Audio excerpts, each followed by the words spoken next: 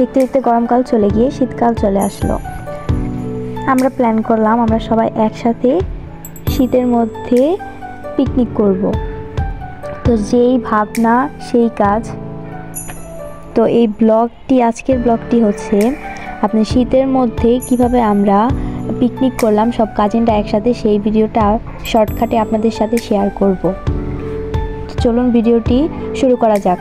আসসালামু আলাইকুম, আপনারা সবাই কেমন আছেন? আশা করছি আপনারা সবাই ভালো আছেন, সুস্থ আছেন। আলহামদুলিল্লাহ, আল্লাহর রহমতে আমিও ভালো আছি।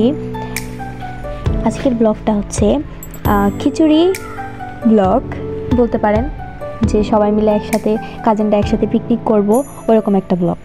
তো রাত্রে খিচুড়ি রান্না করার জন্য আমরা সব উপকরণগুলো কেটে সুন্দর করে ধুয়ে নিচ্ছিলাম। এখানে আমি এগুলো ধুয়ে নিচ্ছিলাম, বাঁধাকপিগুলো ধুয়ে নিচ্ছি।